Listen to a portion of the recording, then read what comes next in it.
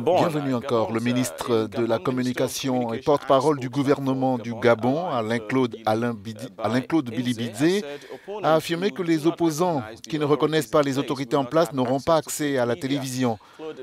Des propos d'Alain-Claude Bilibidze qui ont été très controversés au Gabon. Selon le ministre, la législation gabonaise, la loi, donne l'obligation aux médias publics de diffuser la diversité des expressions politiques dont majorité et opposition.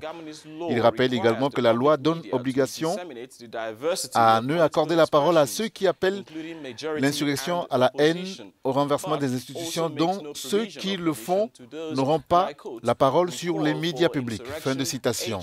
And overthrow of institutions. And so those who do will not have the floor on the public media, end of quote.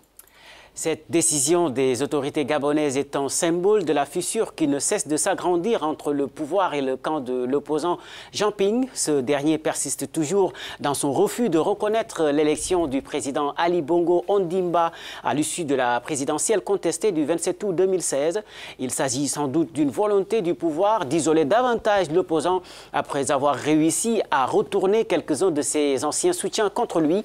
Il y a quelques jours, le président a procédé à un remaniement ministériel qui a vu l'entrée de plusieurs cadres de l'opposition qui ont hérité de portefeuilles ministériels ou de postes au sein de l'administration, un lifting qui entre dans le cadre du dialogue national auquel n'a pas voulu participer Jean Ping, lâché par son ancien directeur de campagne René Ndemezo Obiang, nommé à la présidence du Conseil économique et social. Nous sommes en ligne depuis Libreville pour en parler. André Adjo, analyste politique. Merci de nous rejoindre. La première question, dans le contexte politique actuel du Gabon, la décision des autorités de fermer les portes aux médias publics et aux opposants conteste la légitimité du président Ali Bongo. Vous surprend-elle? La décision du gouvernement gabonais, puisque c'est celui qui porte la parole du gouvernement qui s'est avancé pour annoncer cette décision prise, elle me paraît un peu curieuse. Déjà, il faut noter que les opposants gabonais ne brillaient pas par leur présence excessive dans les médias publics au Gabon. Donc, exclure ceux qui n'étaient pas totalement admis, je ne vois pas trop bien à quoi ça correspond. Et puis, en termes de communication politique, ça me paraît être une maladresse. Quel est le message? À qui on s'adresse?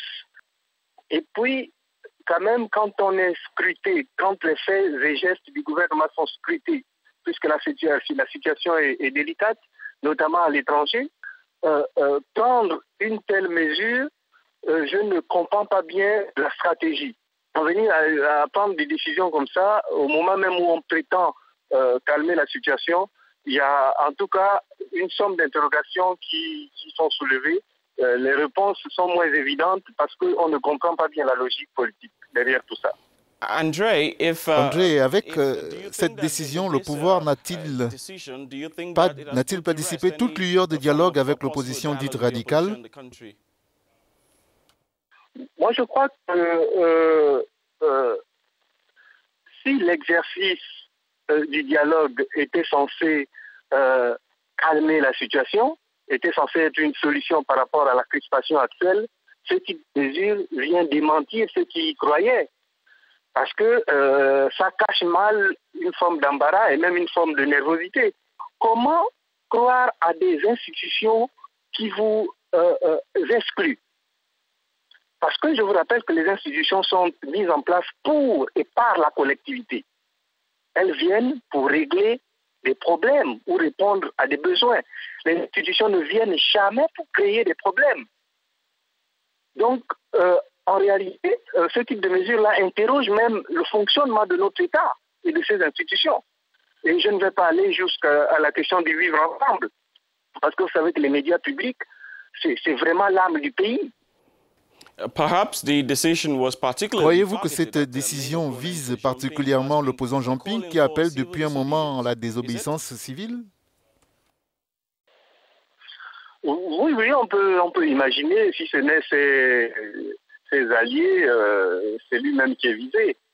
Mais quelle est la portée d'une mesure comme celle-là, alors que Jean Ping n'est jamais apparu à la télévision publique pour donner son opinion de façon sereine. Lorsqu'il apparaît, c'est toujours à charge.